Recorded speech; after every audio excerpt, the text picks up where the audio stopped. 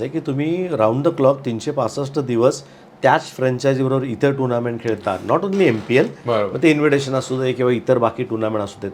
मग त्यामुळे तुमचं एक जेल वेगळी होते. 2 कन्झिक्युटिव्ह इयर्स तुम्हाला ट्रॉफी तुमच्याकडे आहे.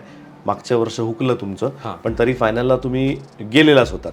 त्यामुळे सेमीजपर्यंत तुमची धडक पोहोचली होती. म्हणजे असं वाटलं होतं की तो एक दिवस खराब आहे, otherwise you guys would have been there in finals. पण म्हणजे ते त्यामुळे तुम्ही एकत्र ॲज अ टीम येता, जेल होता. त्यांनी फरक तर खूप पडलाय. कारण काय म्हणतो आपण की प्रत्येक प्लेअरला दुसऱ्या प्लेअरचं, आपल्या टीममेटचे स्ट्रेंथ माहिती आहेत, विकनेसेस माहिती आहेत. सो कोण कुठे कधी आपण काय म्हणतात की त्याला एक ॲडवाईस देऊ शकतो किंवा कुठे बूस्ट करू शकतो किंवा कुठल्या साईडला आपल्याला माहिती आहे की समजा एखादा विकनेस आहे एखाद्या प्लेअरचा, तर कुठे आपण त्याला जाऊन नाही द्यायचं आहे. सो त्यामुळे इतके एकमेकांना ओळखायला लागलो सर आम्ही थ्रू आउट द इयर खेळून.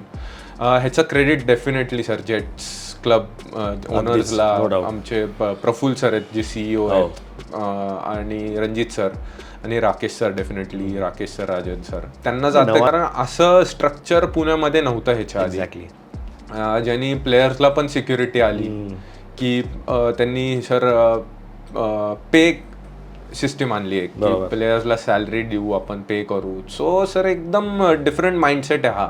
आणि मला वाटतं की असं अजून वाढायला पाहिजे टीम्स आपल्या इथे, की जेणेकरून आपल्या इथे अजून प्लेयर्सला एक मोटिवेशन पण मिळतं. आणि सर काय म्हणतात की सगळ्या प्लेयर्सला फायनान्शियली स्टेबिलिटी सेम नसते आणि कधी कधी होऊन जातं की यार फायनान्शियली तेवढं स्ट्रॉंग नसतात, त्यामुळं क्रिकेट सोडून देतात.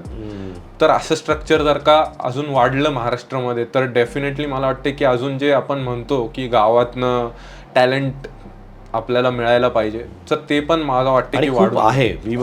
खूप आहे. कारण महाराष्ट्रात तसं पाहायला गेलं तर फार गोव्यापर्यंत आपल्याकडे जबाबदारी येते.